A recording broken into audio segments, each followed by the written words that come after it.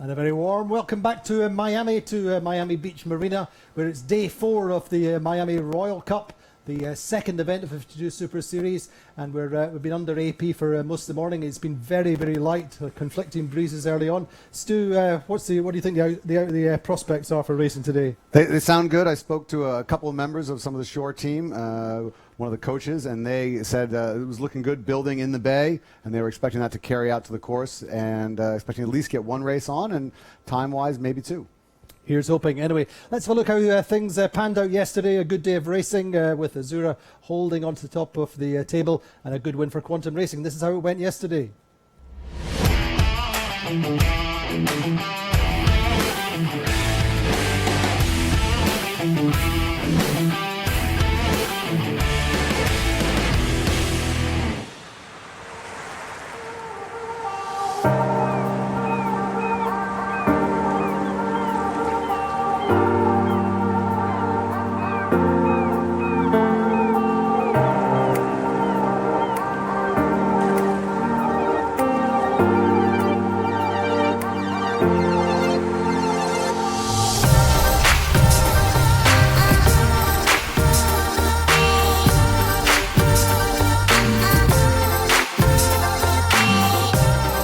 Welcome to the Miami Beach Marina, where the day 3 of the Miami Royal Cup is underway. The fleet are just leaving the dock. The teams have had their morning briefing. We're looking at a lighter day, maybe 8 to 9 knots. The current still an issue, and Azura leading comfortably after yesterday.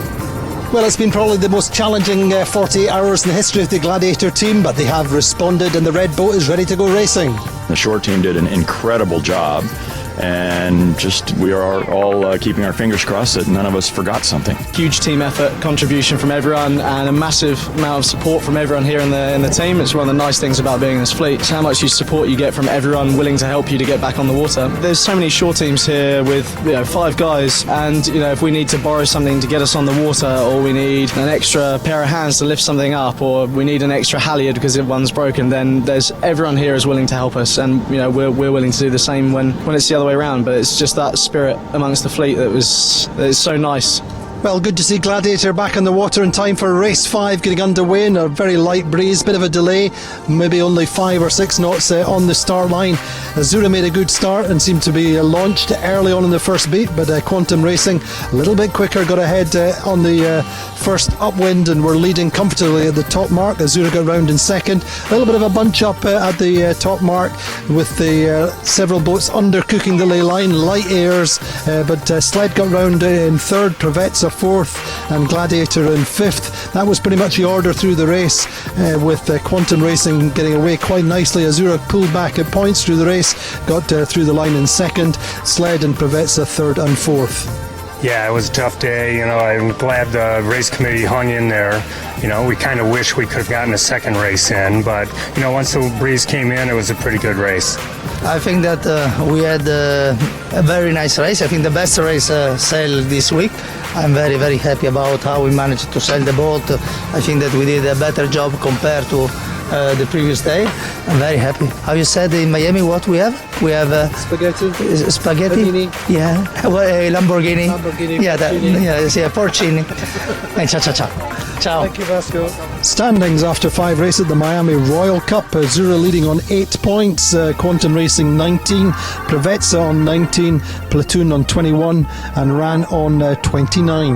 Well, that's it from Miami Beach for the third day of racing here at the Miami Royal Cup. Not so much rock and roll on the water. Azura still leading, but a little bit of rock and roll coming up at the Sailor Band. Everybody getting ready to rumble.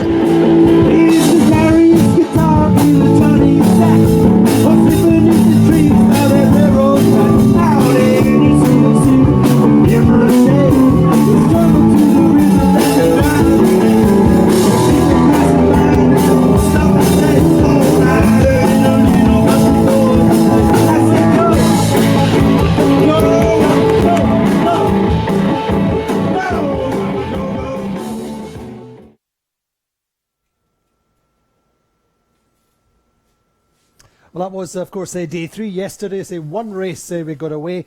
And Stuart, yesterday, Johnny B. Goods were Quantum Racing. Who's going to be the Johnny B. Goods for today, do you think? You know, I wouldn't be surprised to see Quantum Racing continue again. We saw this in Key West where they struggled a little bit early in the regatta, and then when the breeze got light and shifty, they really came to the fore and excelled. So I wouldn't be surprised to see Quantum Racing up there. And you know, given the regatta been had so far by the Azura team and Vasco Vescado, you'd be hard-pressed to bet against them as well. You would indeed, but certainly in the light breeze upwind yesterday, Quantum seemed to have the legs in the fleet. They didn't make the best possible start. They wriggled out to the front before the top mark. Yeah, and we spoke a little bit off camera with Bora Gulari and with Terry Hutchinson, and they both said that the boat felt like they were going a little better yesterday. Maybe a little bit of struggle getting locked in those wavier conditions, a little bit more breeze, but in that nice sort of moderate 7-knot breeze, 8-knot breeze, flat water, they were really flying.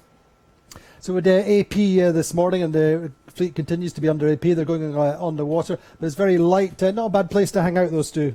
Miami Beach is wonderful. It's been a while since I've been back here, but boy, I tell you, this Miami Beach Marina is just a fabulous place to hold an event, and we have all the containers and a little bit of a village set up here, so it's just a wonderful place to be. And of course, the weather is fabulous. I think it's about 25 degrees Fahrenheit and snowing back home in Newport, so I'm happy to be here. Absolutely, a nice kind of solidarity, camaraderie between the teams. We see that all the time over the course of the regattas. Big rivals on the water.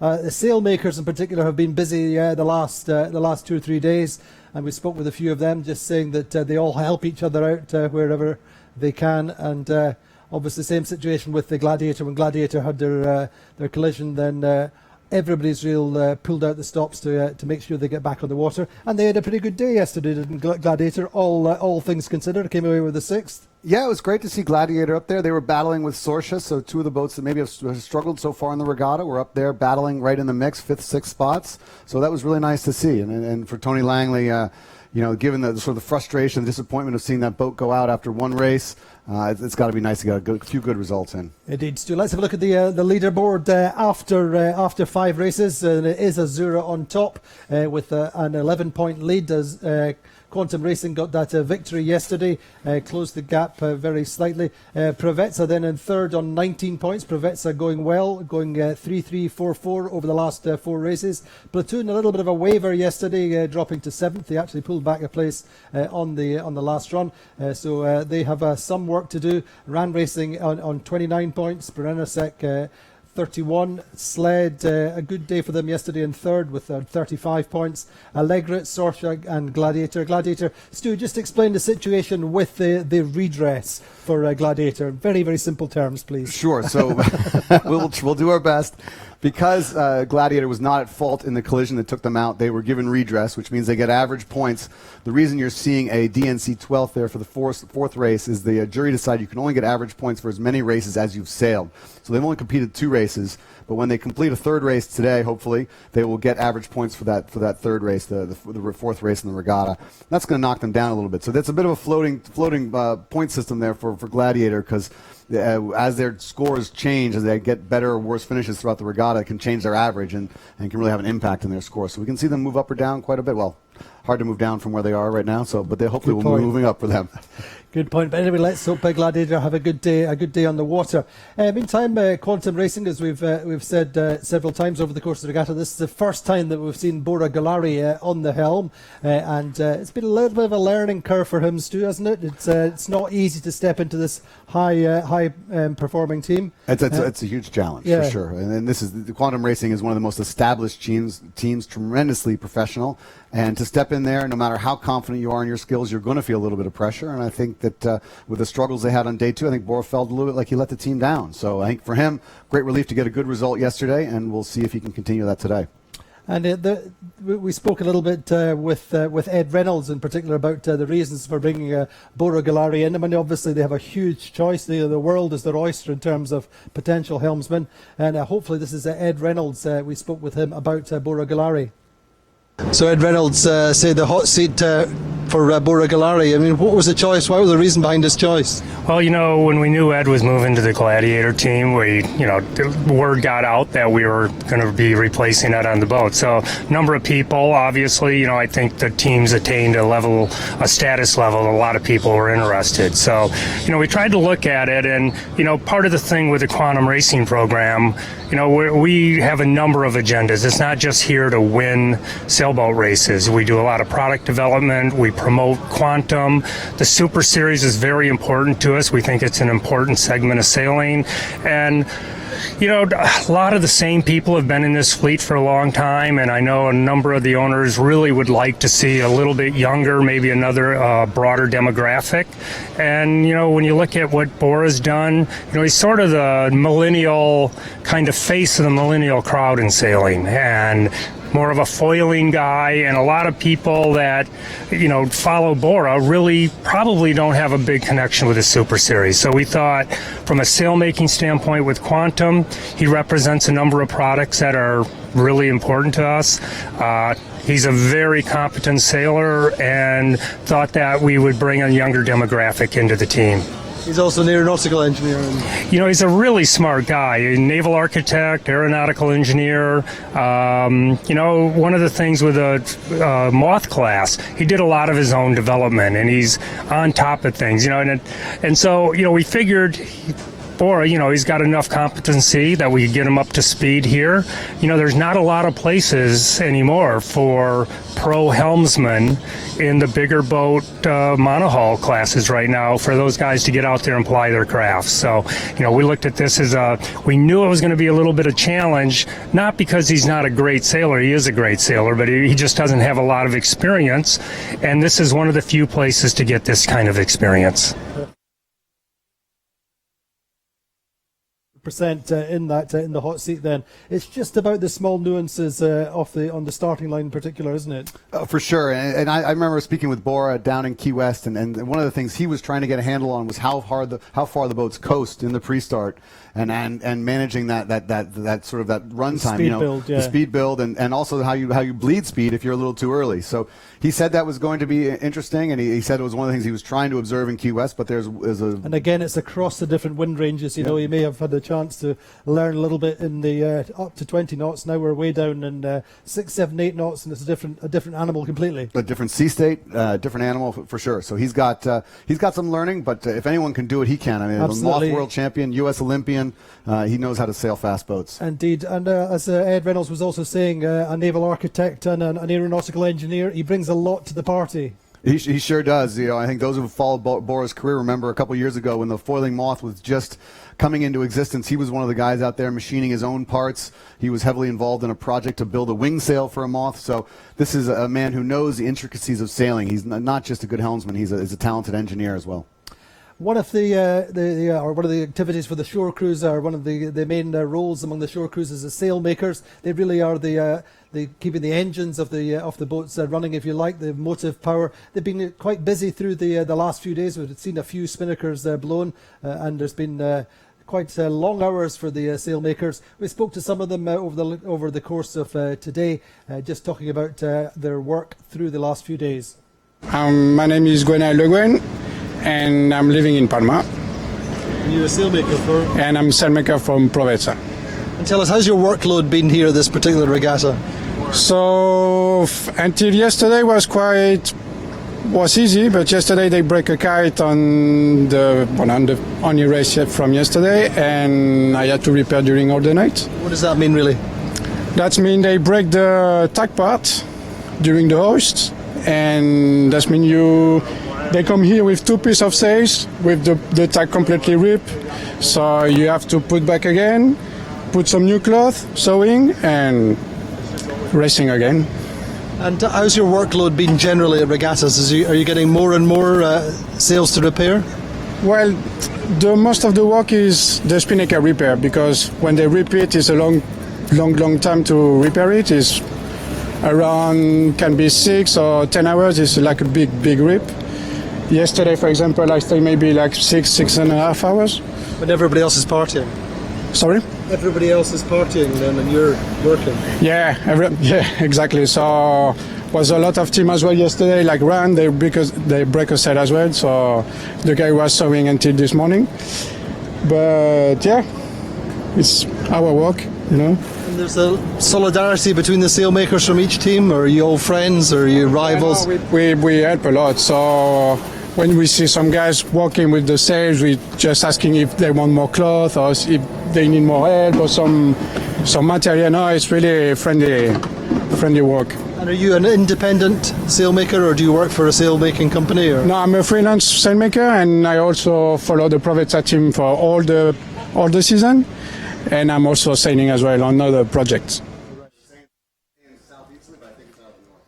Yeah, so that was Gwenel Le Guen, the sailmaker, French sailmaker from the Provezza team, and quite a number of the sailmakers have been working pretty hard over the last few nights, burning the midnight oil as we see. So the news from the race course is that the breeze is building. And we're seeing about 5 or 6 knots from the southeast as predicted. So there's hopes that we will get racing away, perhaps with a warning signal round about 2 o'clock. It's been a fairly slow build so far. In the meantime, the social media has been pretty active. If you have questions for us over the course of the lives or over the course of the regatta in general, post them on Twitter or also on our Facebook website. We've got we'll be trying to run Facebook lives after racing each day, try and get some insight into what happened on the water, what the moods are with the different teams, and really get a real insight, get behind the curtain of the 52 Super Series. But in the meantime, we're going to have a little break now. Just wait till we get under starters' orders for race number 6. Hoping to get 10 races away over the course of the regatta. But obviously that's a little bit of an ask, having lost one race yesterday. We'll see how today goes. But join us again in a few minutes when we get under starters' order for race 6.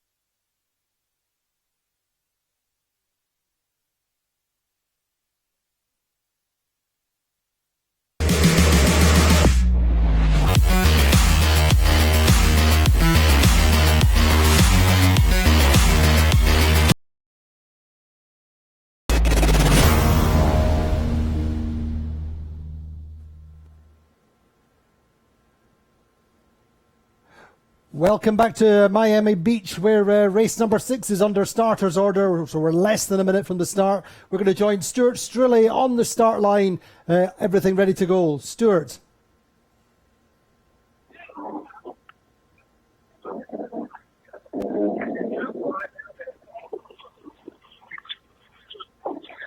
Yeah, we've just gone into an AP here. Yeah, we got AP about is up. 35 seconds or so from the gun, and the PRO, Stuart Chitterley, decided he was going to take a break. I think we got a pretty significant race shift here, which is what we're seeing as we come off the line, and he just decided it wasn't going to be a fair start at that time with such a late shift. So he's throwing the AP up, but there is breeze out here. We're seeing a nice 6, 7, 8 knots from the southeast direction, and I suspect he's going to reset the course for this shift, and we'll go right back into it. We had quite a bit of interest. I think a lot of the sailors saw the same thing that Stuart Chitterley did, the PRO, because there was quite a bit of interest down here at the boat end. We had Gladiator, Rand Racing, Sorsha, Bernenesek all fighting for that the committee boat end, and in fact Gladiator ended up, they went through sort of a mock start, went boat length and a half on the wrong side of the committee boat just to go upwind and sort of see how things shook out. So we'll get a short break here as we reset, at least for the race committee, but I don't anticipate this being a long delay as the breeze looks like it's fairly steady and solid right now. How does the windward leg looks to your eye? Does the breeze look fairly even all the way up the track as far as you can see? It does, but I think that's a case of it being deceptive.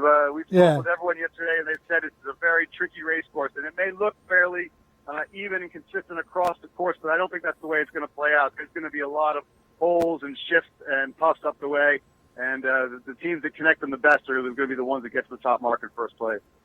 And so much depends on the starts in these conditions.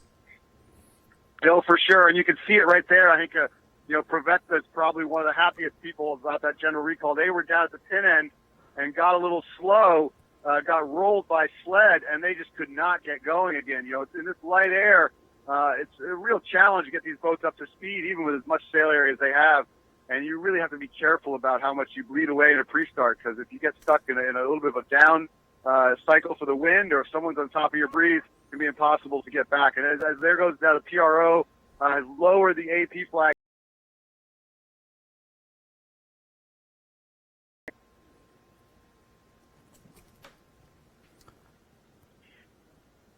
Did anybody look particularly sharp off the line that time, or was it did it look fairly even? You mean the line itself, or the fleet? The fleet in general. I mean, everybody was on the line, or was it a little bit scrappy? Yeah, well, it's really hard to say because everyone sort of pulled the trigger once the AP went up, and so people were crossing the line about 10 or 15 seconds still to go in the start. So not really a good indication of how everyone's going to line up. I think once the AP went up, they just put the hammer down and wanted to see sort of how they lined up and what the wind conditions were like. They weren't going to bother sort of waiting for the actual start time. And Stu, what did you see in the pre-start period? I mean, we always see different teams lining up with one another in the hour pre-start. Did you see anything of that, or just explain a little bit about that? How the teams pair off? What are they looking for? And what do they try to do in the period before they set up for the starts? Well, we've talked with a lot of tacticians, and I mean the calls from the tactician to the helmsman are often fairly straightforward in what they want. They'll say, we want to. They'll give sort of a general indication of where they want to start, and also then they'll talk a little bit about sort of where they want to be positioned relative to the boats that start around them. So you may, for example, want to start at the committee end of the boat, but you may want to be the leeward one of that group. And in light air, that's especially important, I think, because it is very hard to live on the windward hip of a boat that has a little bit of its nose out in front of you.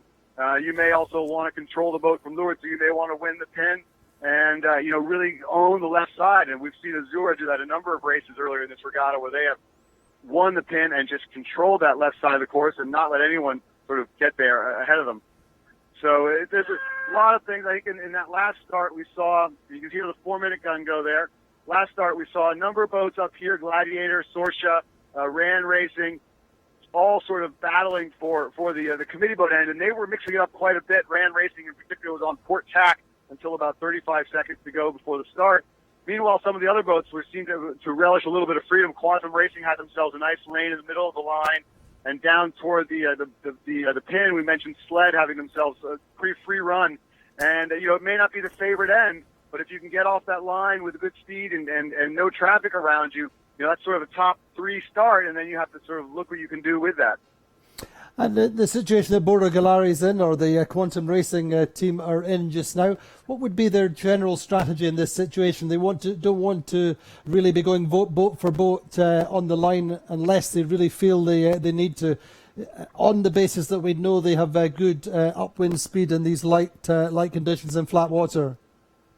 Yeah, I think if you feel that you have a speed edge in these conditions, I think the thing you want to do is you want to make sure you start with a little bit of space. You want to get away. You don't want to bother mixing it up too much and get yourself in a position where you're fighting in bad lanes for the entire beat. We saw them yesterday. They didn't have a great start, but they had some freedom. They had some clean air. That's right. They started more towards the boat end of the line, didn't they?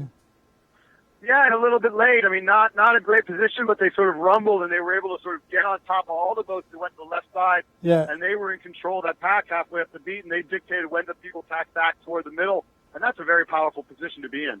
Yeah, we may see something similar again, but that was obviously a strategic choice rather than a last-minute tactical choice, I would think. Anyway, let's see how it plays out. How's the breeze looking now?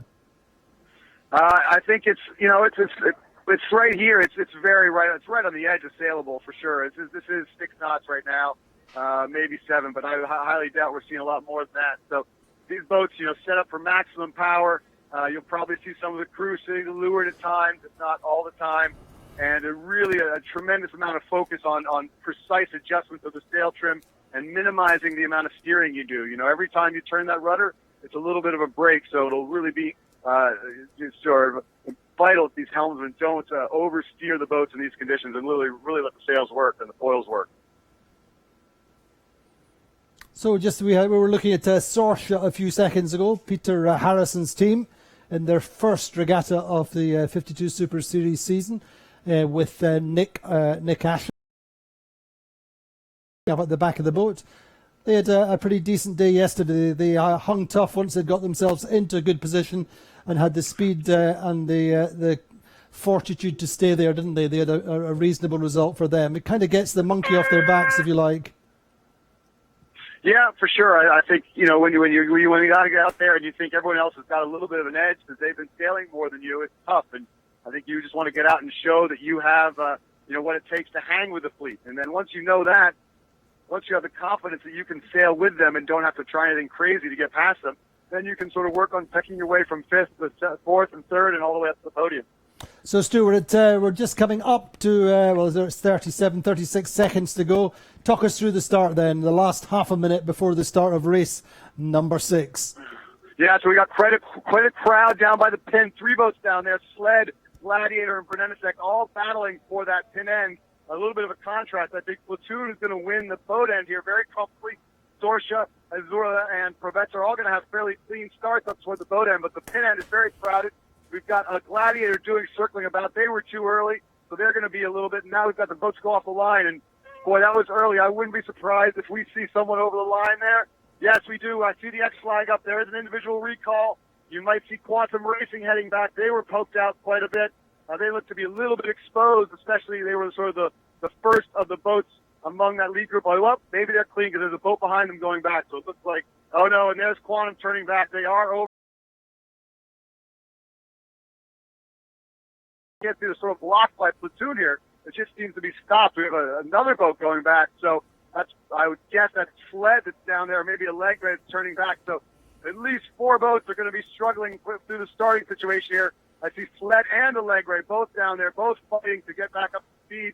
I'm not quite sure what happened to Sled, but a very difficult start for those things. Quantum Racing, again, we spoke of a conservative start. We spoke of trying to let the boat speed do its work, but they're going to need a lot out of that boat from here on out because they are well behind the fleet right now, well back there, and they're going to have to fight their way forward. Does rather play into Azura's hands, though, doesn't it? Azura seem to have made a reasonable start. Early showing is from Provetza and Brenenicek and Sorsha, all going well early on. There we see Azura then, bow number 2, regatta leaders with their bow in front of Sorsha. Sorsha just hipped up, or almost hipped up to windward. But Guillermo Parada on the helm of the Azura, just doing a lovely job. Boat just powered up, maximum height just about for the team. He spoke of, Vasco Vescado spoke yesterday of feeling like they need a little bit, another tick upwards in terms of speed in the light air, but boy, they seem to be going quite well now. I mean, Stu, we're really just replaying the start here. Just 1 second. We're replaying the start. You can see Quantum Racing in particular with just half a bow forward on Provezza and Azura and Sorsha just forward on the gun. And there was also underneath them Allegre having to go back as well.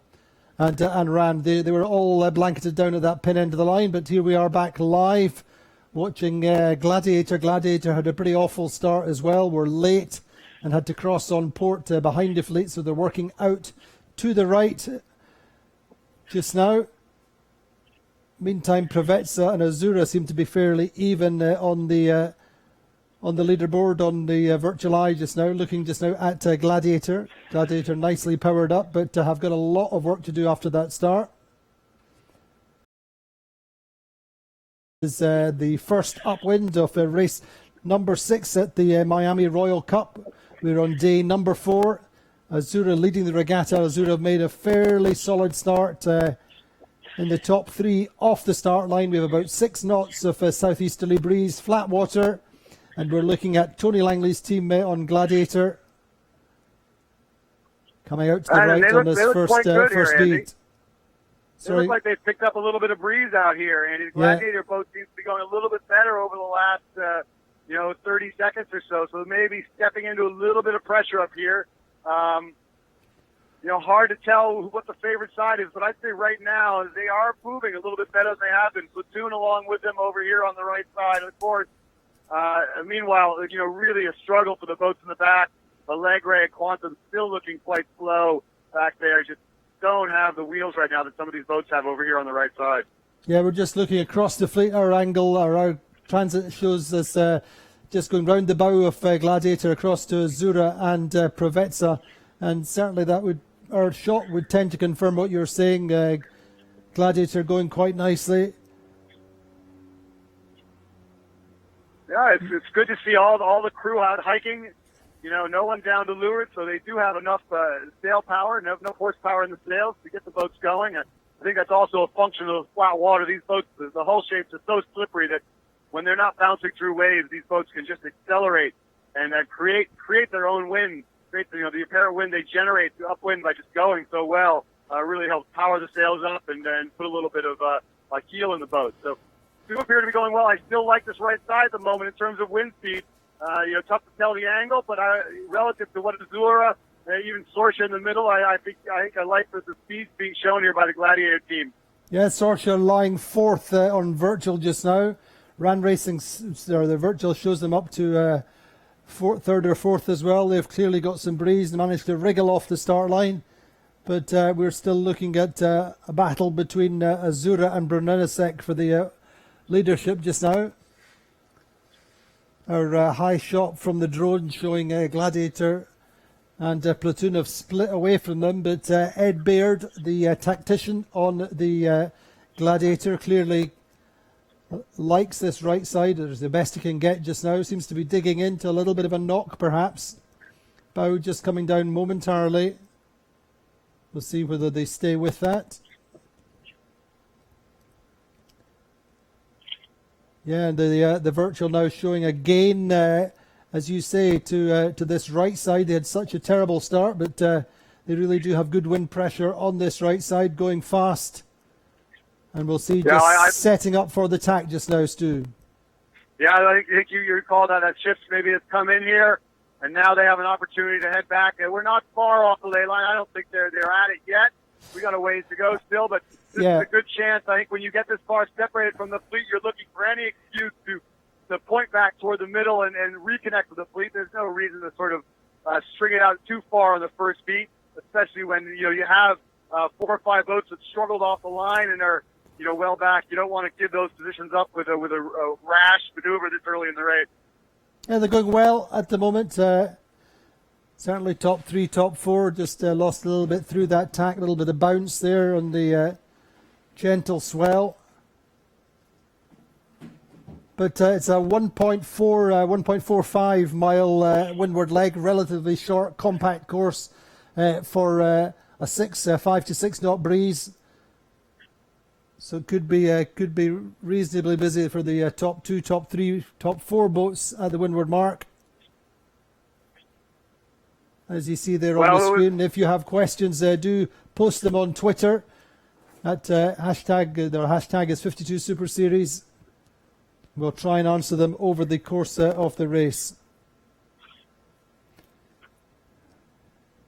So, Andy, I'm seeing the first of those boats, that top left pack, starting to come back. I'm not sure if that's Azura or Brunelliset coming back our way. I think that's over here. That's Brunelliset coming back towards us, and I think they're still leading from Azura. Question from Colin on Twitter: how do the boats get moved to different regattas? Well, it look very much depends which regattas we're talking about. In Europe, quite often the venues are relatively close together, so the likes of Scarlino to Porto Cervo in Sardinia, the boats will be delivered under sail with set delivery sails by the shore crew. The same between, for example, Puerto Portals in Mallorca and Menorca. It's just a matter of a few miles, and so they will sail there. But then they're obviously going across the Atlantic. They go on a ship organised by our logistics and shipping partners, Peters and May. They look after all that, and that's for the bigger trips. And obviously, the most recent one, the boats will have been sailed up from Key West up here to Miami. A number of the boats have been based in Florida since before Christmas, and have did a little bit of training pre-season. And that there's a little quantum racing camp just in the back end of November with Interlodge, Gladiator, Platoon and Quantum. But to say otherwise, in the longer distances, the boats go on a cargo ship. And indeed, as soon as we finish here, the boats will go on the ship and head over to Scarlino, where we race in May, and then in June in Porto Cervo. Not like they did it back in the day, Randy, right? When you were out there traversing oceans on race boats, huh? That's right, yeah. But yeah, I mean the fleet, the Grand Prix fleet really has evolved, and the bigger deliveries are done on a ship. I mean, those familiar with the TP52 class history will know that the boat was named for the race from Los Angeles to Hawaii, but it has evolved into strictly a buoy racing machine. And these boats, they don't really have anything set up to go in any sort of great distance, and just day racing here. So it would be a big ask to sail these boats any sort of significant distance.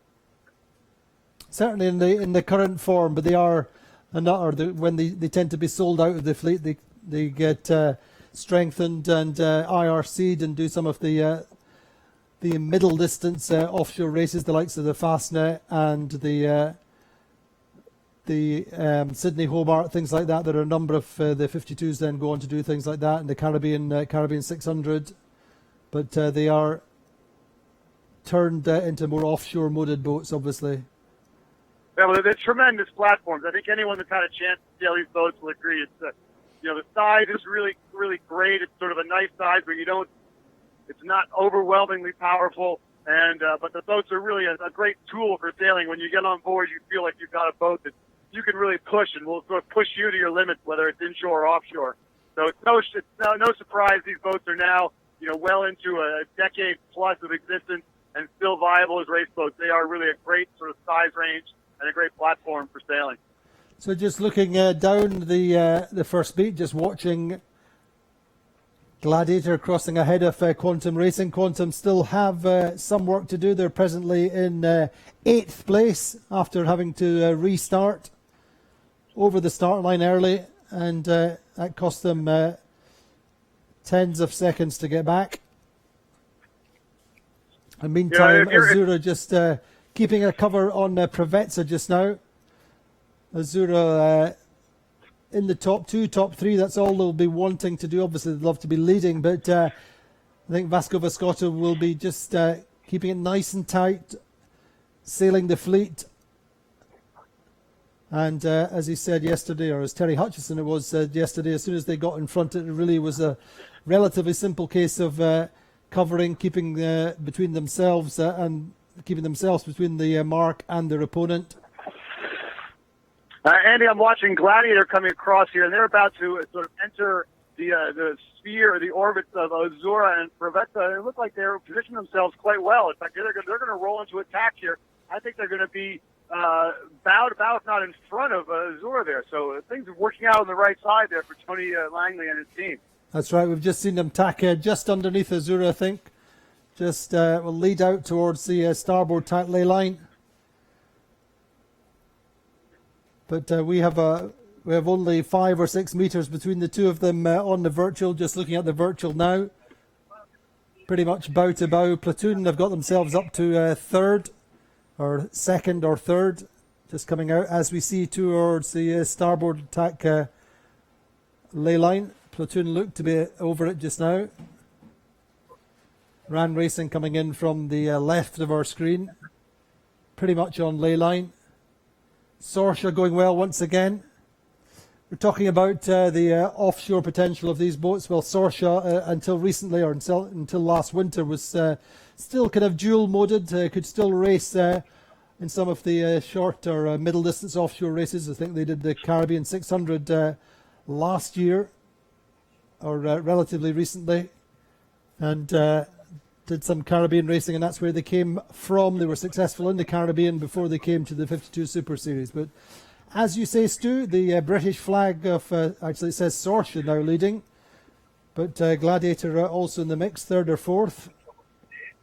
Yeah, and we've got Azura. Looks like they're going to try and get underneath Sorsha here and take that shy ley line. We saw that bite a few people yesterday when they tacked shy on the really narrow, thin ley line for that weather mark, and we're unable to make it. So right now, Vasco Vescato has put helmsman Guillermo Prado in position. He says, I'll get you close to that ley line, but I'm not going to give you a lot of wiggle room. So at the moment, he looks pretty good. I would expect he's going to make it, but there always, of course, is a chance for some change. Yesterday, we saw both the wind shift and also potentially a little bit of adverse current that might have impacted these boats as they got really close to the mark. And it does look a little light up here. So we'll have to see how this plays out for Azura. They're pointing right at it. They got Azura, then Sorsha.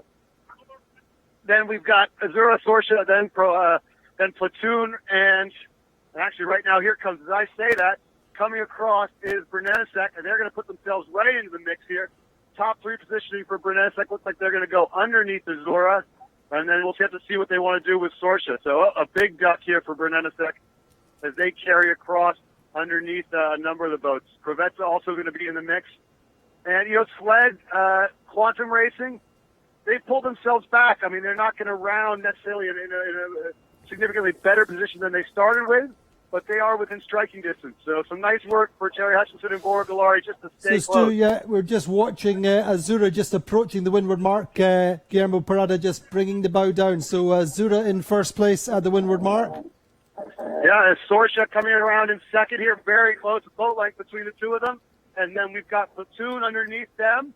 So that's the top 3. Azura, Sorsha, Platoon. Preventa very thin on the ley line. They're going to try and squeeze up there, but I think Brunetesek on top of them will roll over the top to take 4th place around this park. Prevetta does get around. And then so Prevetta and Brunetesek basically tied on 4th. They give the edge to Brunetesek. Then comes Gladiator in 6th. Sled, Quantum, and then Ran Racing and Allegre will round out the fleet. But very, very compact amongst the top 5 or 6 boats there. Just maybe 10, 12 boat lengths from 1st to 6th. And that's going to make for a very interesting run. We're seeing some mostly clean sets there. I haven't seen any damage yesterday. So far today, and of course that's what you expect in light air. But yesterday in that the one race we had, we saw 2 torn spinnakers, which definitely impacted the results. Made life difficult for the Ran Racing guys in particular. So yeah, just watching the back of Sled as they go across the offset leg. Just ready to hoist all the pumps engaged in the hoist. Quantum Racing with a very aggressive set. They set when they were a third of the way down the offset leg. You can see no problem carrying So it. So it indicates the Terry breeze Hudson's is quite pushing. right if they can set on the offset. Yeah, that's an indication. It's also an indication it's fairly light, too. I mean, they were really strapped in here, but I think you're right. I think we're probably dealing with a little bit of a right shift. Quantum Racing set in there, and they're going to jibe away. So, that if the breeze is right, then the advantage tack going downwind will be port. So Quantum Racing appears to be doing the smart thing, taking advantage of that low lane they took there to jibe away. And, this might be the thing that pulls them back into contention in this race. Of course, it can work the other way, but, you have to be impressed with sort of the mechanical way that Terry Hutchinson and his team made up ground on that first heat. They did exactly what they had to do, which was get themselves in touch with the fleet. And now they see an opportunity to potentially make a pass. They've taken it. So right now it looks pretty strong. They've got good speed. And I think if we do see if it was a right shift, indeed a right shift, they're going to be the ones pointing closer to the leeward mark than the rest of the fleet. Yeah, meantime, Azura and Sorsha still fairly comfortable up in front. About 50 metres or so between Sorsha and Platoon. So, I mean, considering Gladiator seem to be nicely in the mix and the top third of the beach, they just dropped on the final approach, didn't they, Gladiator? Yes, I'm not quite sure what happened there. I mean, they were looking quite strong, and the top bit of the beach just didn't work out for them. Yeah. I think it looked like it might have been a case where the right came in well, the left came in well. We did see Brunetteset come across, basically bow to bow with Azura. They had to do a duck there to get behind Azura. So maybe it was a situation where the top left worked out, and it just didn't play out well for Gladiator those last little bits. But that is the way this fleet goes. You can't sail 3/4 of a first leg, or a good 3/4 of a first leg. You need to sail an entire first leg to round this around the top mark in the top three.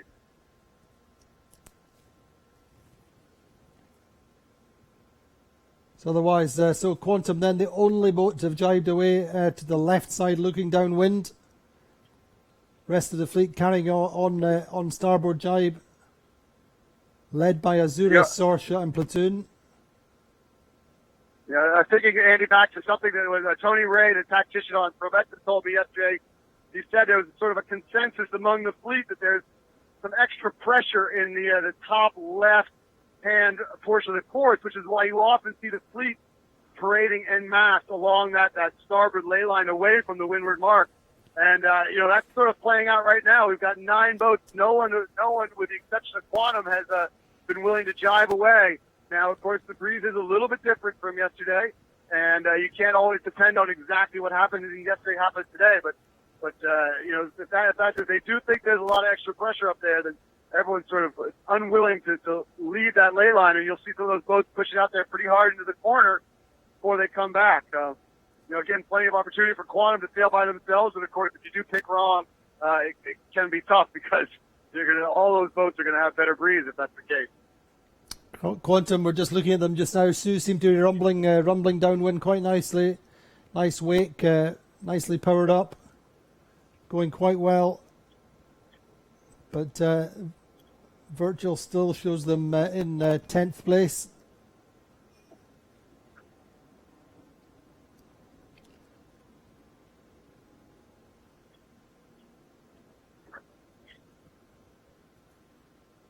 The question we'll have to ask Terry Hutchinson after the day was, when he made the decision to sort of jibe around that weather mark. I mean, once you set the spinnaker like you did on the offset, you're sort of committing yourself to the low lane, which can make it difficult, especially in light air, to hang in a parade. So, once he made that choice to make the aggressive set, he was sort of locked into probably being the first boat to bail out of that parade and head away on port tack.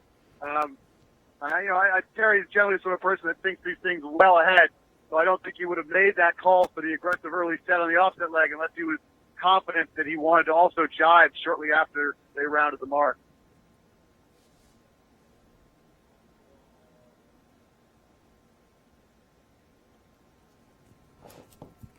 So we're starting to see the boats turn there, Andy. You can see a few that have come back on port tack here. Sorsha, I think, is coming back. Azura, looks like maybe Sorsha and Azura have both started to come back this way. One boat still going out. I would guess that, I don't know, it's not going to be flood. It's going to, I'm not sure from here. Long way off. But at the moment, the virtual shows Azura with a lead of over 70 metres. And Platoon and Sorsha bow to bow at exactly the same distance to the next mark, about 70 metres behind Azura. Each of them pretty much bow to bow. We can see them there. Platoon left of picture. Another question from Twitter. If you have questions, we'll do our very best to answer them. What's the price tag of a sail-ready TP52? Well, there is a question. Are we talking new or second-hand? But in general, the build cost of a 52 is somewhere around about 2 million. And then it depends what sails you put on. And all the hardware is getting more and more refined, more and more expensive. But overall cost probably between 2.5, 2.7, something like that for a brand new 52 on the water. That's my best estimate just now. You could spend more quite easily. Well, the more you spend, the more professional a boat you get. Isn't that right, Andy? That's right. The more money you spend, the more professional a crew you get, I believe. But yeah, but I mean that's pretty much the top end figure, I would say. There's many teams in here spending less than that, or several teams in here spending less than that, having a lot of fun. And there are still, I mean, this is the kind of next phase, if you like, is that several of these boats will be sold fairly soon, I would think, or certainly they would people would take options on the boats for the end of the season coming into the fleet. And as soon as an owner in this fleet knows he has his boat sold, then I think we'll see several boats, several new boats for next season. But this is the kind of horse trading period, if you like. There's always there's a kind of critical phase, if you like, where potential buyers like to see how the boat shapes up this season before they commit. And that is also one aspect of the unfortunate temporary demise, if you like, of the Interlodge / Gladiator. Everybody was waiting to see the complete performance package of that boat before committing to new boats for 2018. But unfortunately, it's going to be certainly Scarlino or beyond that before we really see the full all-round package of the new Gladiator. So our understanding, having spoken to Fergal from Gladiator and Tom Wilson, is that the boat will go to Persico, where it was built, and sorry, it will go to Persico, where the red boat was built, and it will be repaired there with a team from Longitude Zero who built the boat. So, Andy, we're set up here at the leeward mark, and we've got Azura coming in. They've got one jibe, just about to roll into that final jibe. Given from my eye here, I'd say that the gate closest to us right here, the right-hand gate looking upwind, is the favored gate, which will mean I would expect that Azura is going to pull a button hook here. They will be doing a sort of a quick takedown here and spinning around this mark, although it could be wrong. Now that I said, they look like they're giving themselves a little room, maybe still giving an option. Oh, here they go. Tensioning up the line. There you go. There you see the spinnaker sucking down. Oh, it's a little bit in the water, a little sloppy there, but they will get that out. They got plenty of cushion to work with here. They're going to get around that mark. Nice, clean rounding. Very crucial on that rounding not to oversteer the boat. When you're doing a 180 like that, especially in this lighter air, you can immediately just spin the foils out, lose grip, slide sideways, and lose all your speed. So a nice job there by Guillermo Parada. You can see the boat sort of trucking away here, and we've got Platoon and Sorsha coming in bow to bow almost. Platoon's got to give room to Sorsha. That's on there on the inside. So big wide turn here from skipper Peter Harrison and his team. They're going to get on the inside thing. Platoon on the outside. They may have a slight speed. I see a flag coming out there on Sorsha. Not quite sure why. Maybe they felt like they didn't have enough room, although, and then the race committee is going to waive that one off. They say you got plenty of room in there. Platoon can make it hurt. They don't have to give you a ton of room, but they just have to make sure you have enough to stay around the mark. And then Brunelesek right around there in fourth place. So all the boats picking the gate closest to us, the right-hand gate looking upwind, does appear to be a little bit favored. You can see Platoon heading upwind. Brunelesek here. There's Morgan Larson, tactician, veteran American sailor. Interesting, Stu, to campaigner. watch. Interesting to watch Sorsha then tacking off immediately away off Platoon, but consequently sailing under the lee of the kites of the boats coming downwind. Yeah, we've got a little bit of an issue here. There it is. Provezza, yeah. Provezza put the spinnaker in the water. You can see it was just a small amount, but you can see what it's done to their boat speed. They are virtually stopped. Fortunately, they did not leave room on the inside there. Otherwise, sled would have closed inside and rolled right over the top of them. But as it is, we're going to move out of the way here before we get in the facts. So it's a tough situation there for sled. They had a better rounding, but because they had to avoid Provezza, they have got themselves now in the low lane, and that may cost them the place over Rand Racing. You can see how crucial these mark roundings are in this light air. You're not likely to see the sort of catastrophic failures we saw on the first day. But even a small mistake can be a real tough go for the crew as you try to get the boat back up to speed. There's the sled team, veteran jib trimmer Robbie Naismith grinding in the spinnaker there. So Sorsha seemed to have got away quite nicely, Stu, from that mark going out on starboard. We're just watching. We're watching Azura tacking back onto starboard with the Brunelesek just to leeward of them. Yeah, they looked like, they did this, but the thing they did, the only thing they really could do was to get around that mark, and then they, when they had Platoon beneath them, potentially with better speed, and, rather than get into a sort of a little pitching match right there, they decided to bail out and sail a clean race. I mean, so far that's really worked for them, sailing their own race, not worrying too much about the other boats, and no reason to do that now, so. That's quite. Potentially some calls of a course change here, Andy. We might check the. We're just watching in replay, Stu. We're just watching Azura coming down with their kite going down the hatch. Just the clew dragging momentarily. Bowman pulls out of the water and just helps it down the hatch. Generally taking about 5 to 6 seconds on a full proper mechanical drop there from. Full hoist to down the hatch. See, when it's working perfectly, that was not quite perfect, but done the job for them, and they're presently over 100 metres ahead of Platoon, Brunelesek and Sorsha now bow to bow. But Vasco Vascotto pretty much dictating terms to the fleet with a big lead, and indeed, unfortunately, Quantum Racing now in 10th place.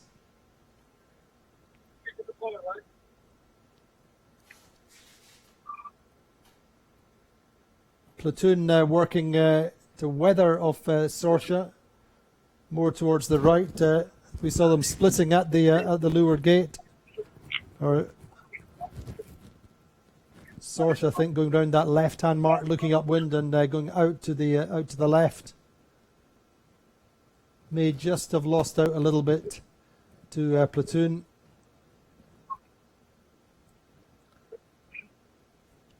Meantime, then Provezza and Sled coming out to the right. There we see the back of Provezza, and the bow number 6 is Sled with the Ran Race or Platoon there just in the middle of the picture, and Ran Racing to weather.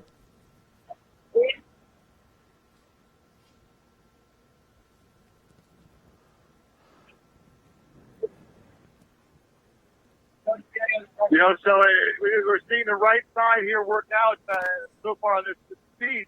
So it makes you wonder what didn't work out for Quantum over here, and I'm wondering if it wasn't something of a progressive right shift down that beat, and they just got into it a little too early, and the other boats that waited were able to sort of get the tail end of that shift and take full advantage, because Quantum definitely suffered on that run, dropped themselves back to 10th place. and they once again have quite a bit of work to do to get themselves back in touch. There's only so much you can ask out of these speed teams, especially in the racing at this level. Coming back twice in a race is maybe too much. That's right, Stu. Seems like there's a little bit more breeze, maybe 8 knots, something like that. Looking at the pictures we're seeing just now of Preveza going upwind, certainly more than there was on the first round. Yep. A little more, and I think it may be over on this right side as well. I mean, I'm seeing sort of beyond Preveza there. I think that's Azura, and they look like they look to have the most breeze of the entire fleet. You're seeing less of the freeboard on the leeward side there. The boat's really powered up and, chomping through the waves. So we may be getting a little more breeze out here. I think we may have a marked change. A little hard to tell. I wasn't focused on that, but I think we have a marked change here. So maybe there is a significant right shift, and Stuart Chidley has decided to bring the fleet over to the right side a little bit to make sure the beats and the run stay square.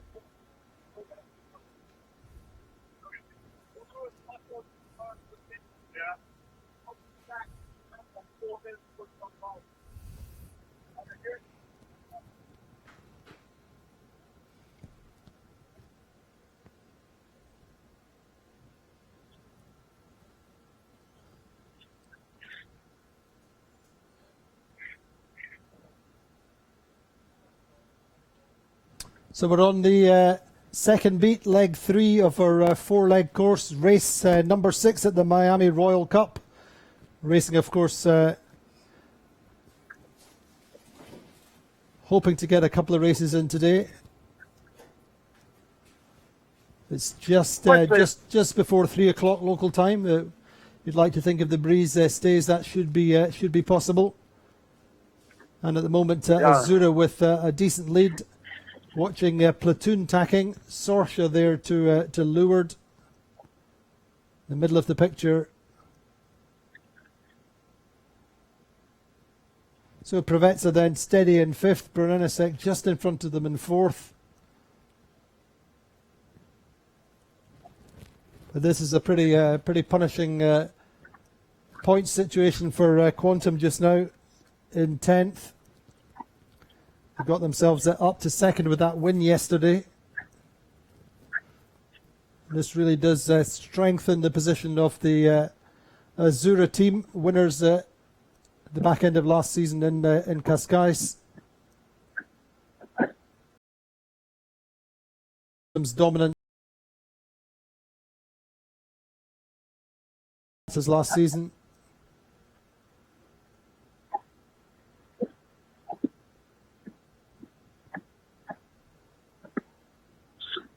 Andy, I'm curious if you could give me an update and give the readers update on Gladiator. Looking across here, they are sort of the boat that's coming from the furthest left, leader of that group on the left. Wondering sort of how they stand relative maybe to Preveza and Brunelesek, sort of the back end of that top group. They look like they're not doing too poorly out there on the left side. Yeah, I think that would be Ran Racing probably coming in. We'll just fly over there. Gladiator there. I think the next over would be Ran seemed to be flipping between 8th and up to 6th momentarily. Yeah, of course, the minute I say that, then it looks like Sled just got crossed by Gladiator, so perhaps that confirms it. The left not exactly working. Sled just crossing Gladiator, yeah. Sled ahead of Gladiator for sure. And Gladiator dropping to 8th for us just now, but the breeze seems to be strong on this right side. Azura crossing back in front of Sorsha, and I think Vasca will just get out to the starboard tack ley line or get close to it. I suspect that Vasco's not going to take it all the way. He's rolling into attack right now. A little early to get to this ley line, especially you don't want to give up too much leverage on that in that top left corner. Exactly, we're live on board with Preveza there, just watching Tony Ray looking down to leeward, just monitoring the situation with the boats to his left to leeward. Looks quite happy, just talking with the helmsman Peter Holmberg.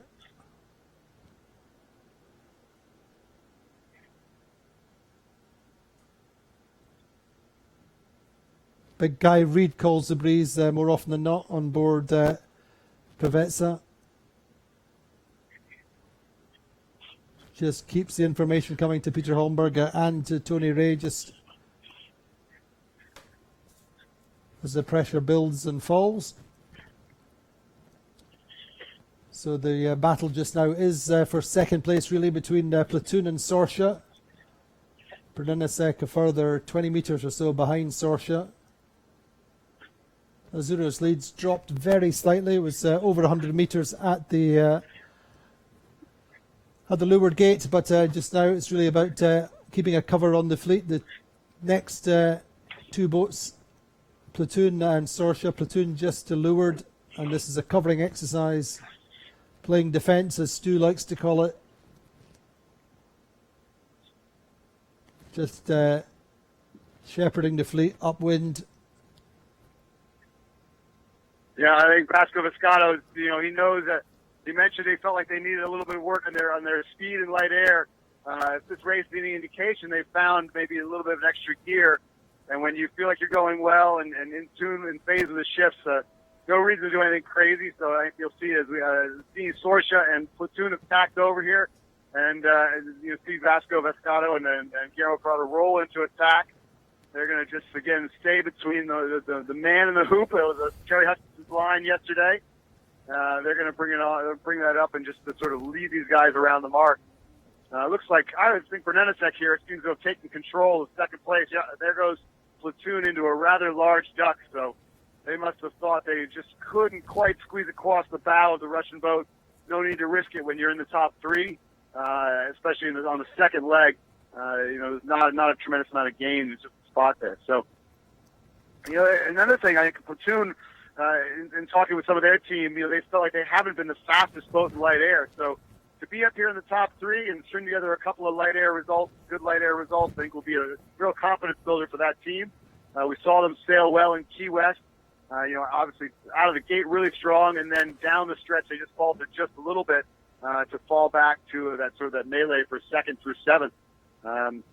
So nice for that team to see them going well. I'm sure Harmony with Spear is going to be very happy to see that the boat has been sort of matching up wind here with some of the top light air boats.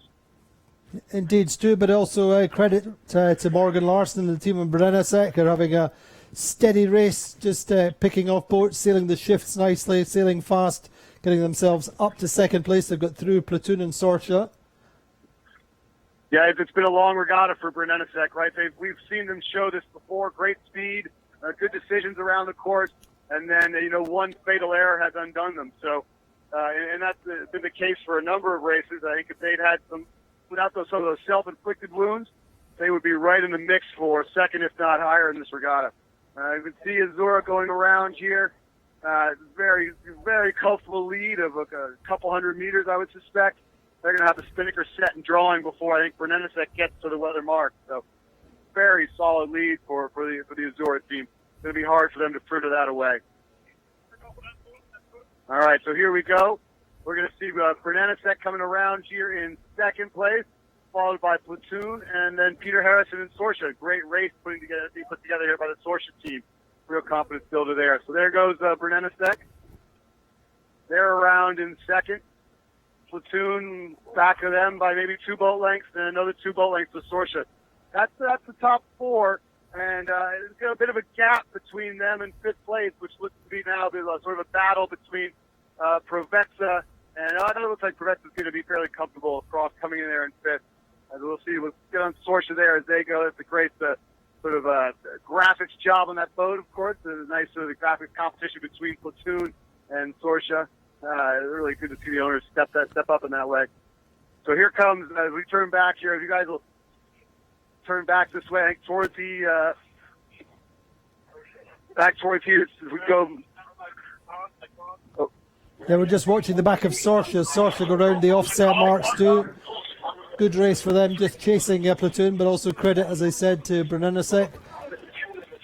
Brunenacek, fourth at the top mark, first time up. Got themselves up a couple of places. Yeah, and so coming into your screen now, you're going to see Preveza there in fifth. They're going to be followed by Sled shortly in sixth. and then we're going to have Rand Racing and Gladiator overlapped as they approach the mark, rounding out the top 10. In a little bit here, you're going to see Quantum and then Allegre coming into view. Given how the last run turned out and how much advantage there was on the right side of the course, looking downwind, continuing away on starboard, I expect you'll see a fairly systematic parade here as the boats go around this mark. Everyone's going to set and just sort of make a beeline for that left-hand corner looking upwind, make a beeline for that corner, and then just pick the moment when they feel like they can come back. And that's the crucial decision of this run. Maybe how you pick your jibe back, when you look around, is based a little bit on the wind and, of course, a lot on the boats behind you. You want to make sure you have a clean lane. You want to make sure you have the option to, to jibe and sail for a little bit.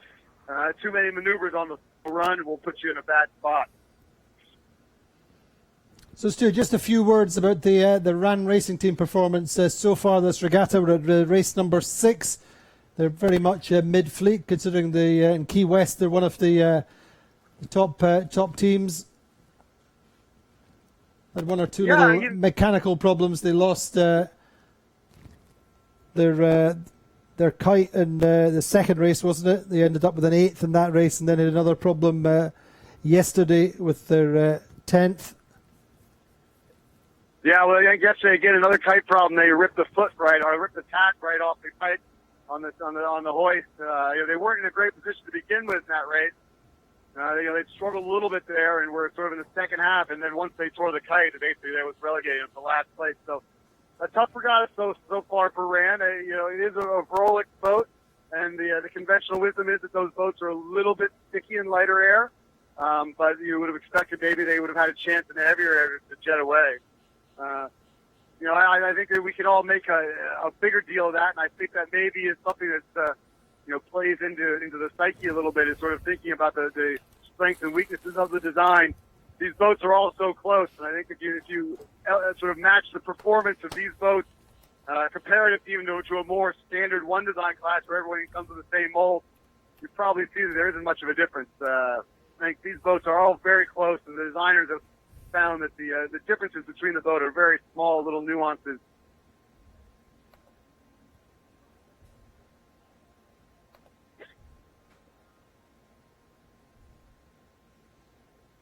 So no one's blinked yet here, Andy. Everyone has continued out on starboard away from the mark.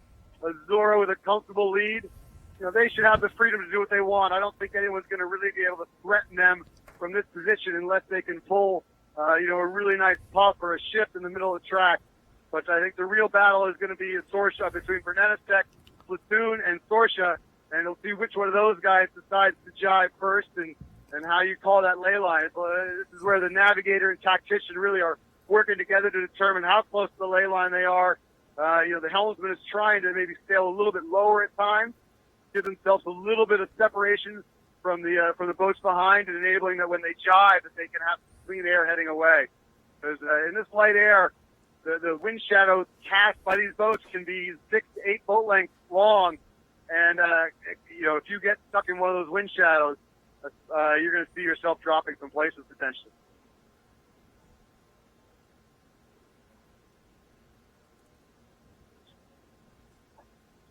So yeah, pretty even between Bernenestec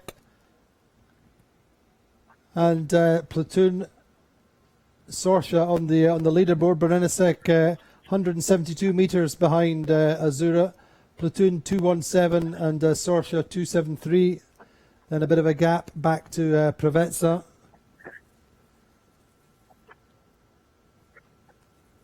Preveza continuing their steady sailing. They haven't had a finish better than a third or worse than a fifth in this regatta, so that's where they are right now.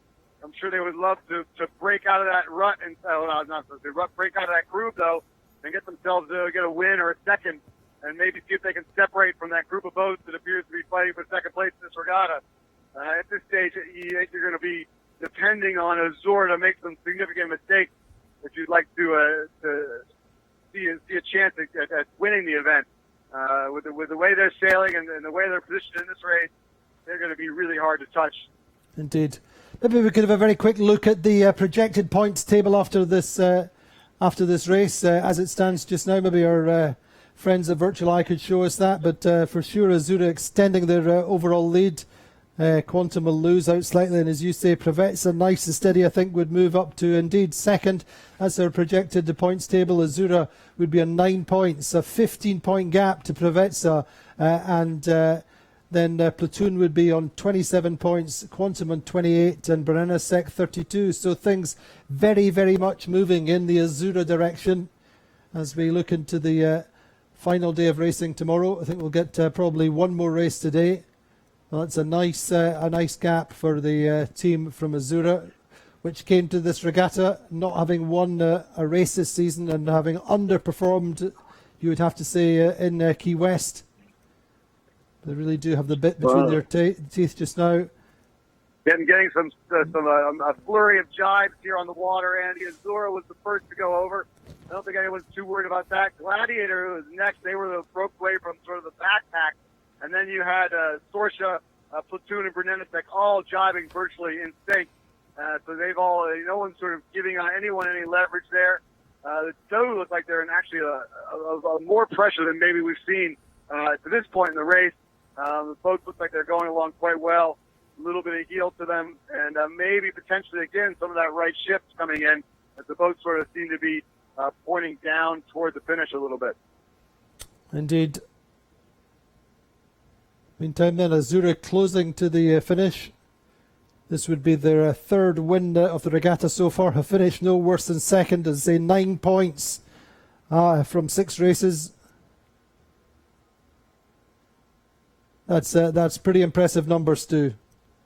Yeah, I mean, when we go back to Key West, I think the winning boat there, Quantum, was averaging over a fourth in the 10 races we had there. And Azzurra, they're averaging, 1.5 points so far per race? That's it. A remarkable performance by the Italian team.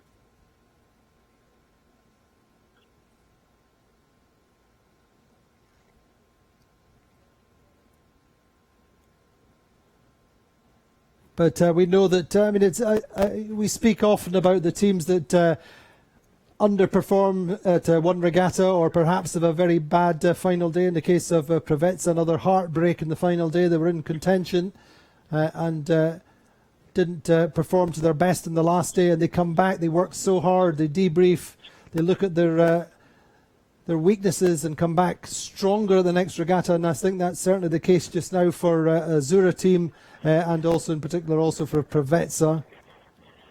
And they will be the top 2 teams after this race on the leaderboard.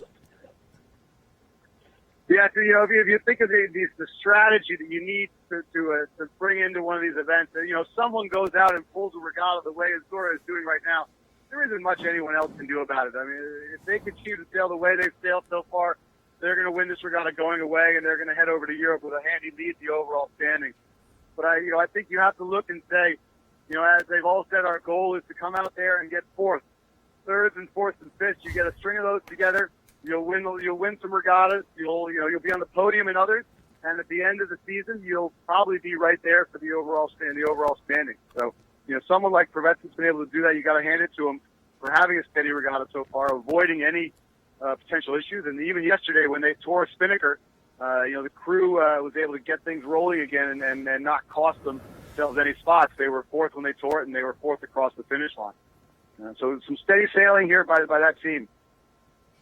So nice drone footage of Azzurra then as they come down the final third of the run, heading towards the finish line.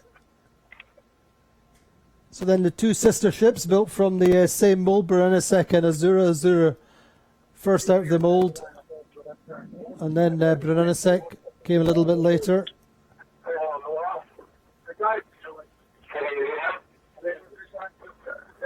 Brennesek, as we've said several times, as Morgan Larson calling tactics this year. Pretty cosmopolitan team, but a very strong Italian flavour on board with Michele Avaldi sailing as strategist and project manager. Francesco Mongelli, the young navigator.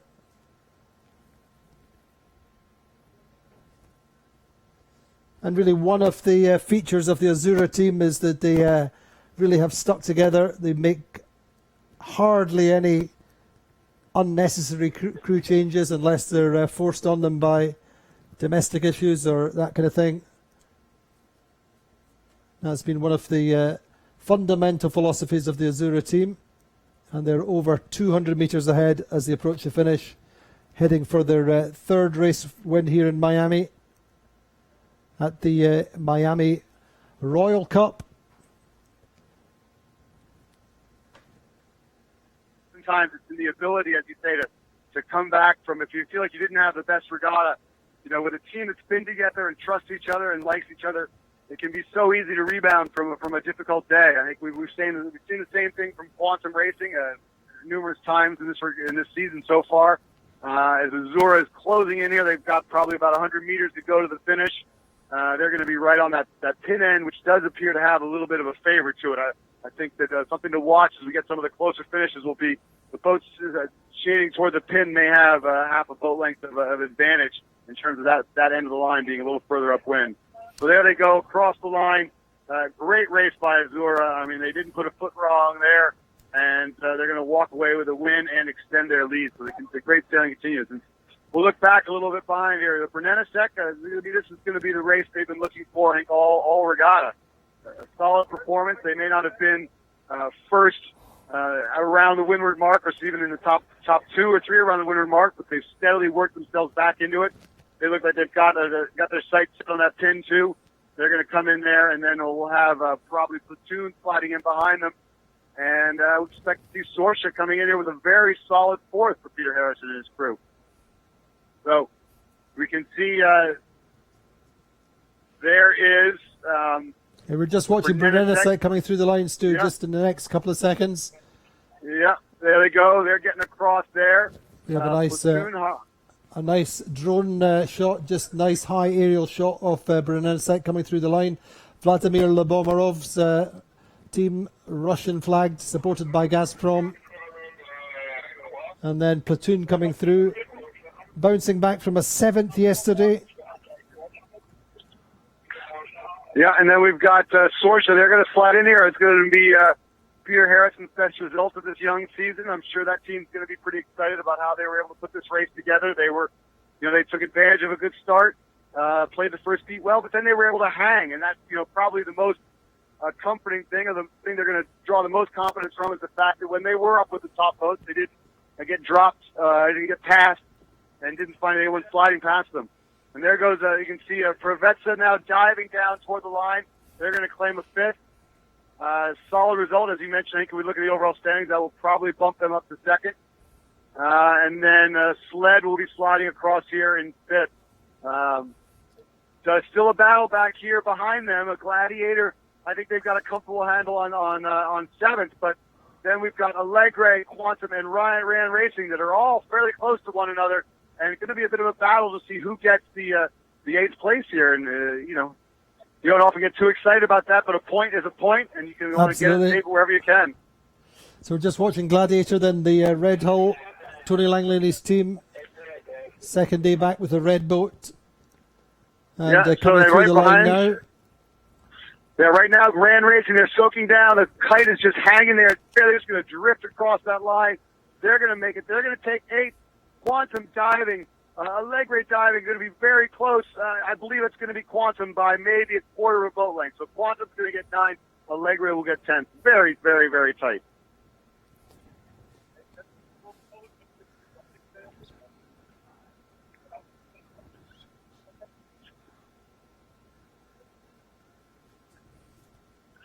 All right, Andy, well, you have the race 1 of today in the books there. Solid result by Azura.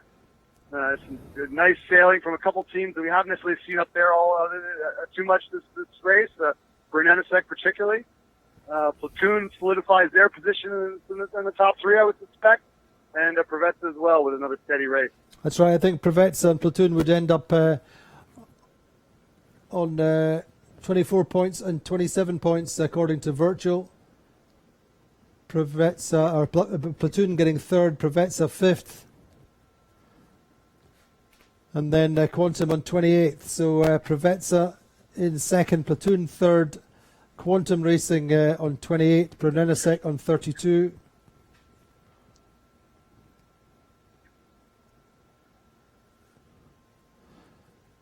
So just looking at the race results, I think, hopefully coming up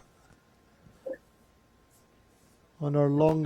So our standings just now: Azura then on 9 points, Pravetsa on 24 points, Platoon on 27 points, Quantum Racing dropping from second to fourth on 28 points, Brunenasek 32, Ran 6th on 36, Sled 42, Sorcia moving up to 8th on 42 points, Allegra 48, and Gladiator on 51. Again, that redress for Gladiator still to be sorted out, still counting 2 12th places, but Gladiator starting fairly well in that race, fading to their 7th. But all credit to Azura, Stu. That was their race pretty much from halfway up the first beat. Yes, well, I mean, they started well, and then, of course, they benefited from the fact that a number of the boats that started around them were called over early. I think Quantum in particular had a nice position on Azura off the line, but they were just a hair early, so they had to go back.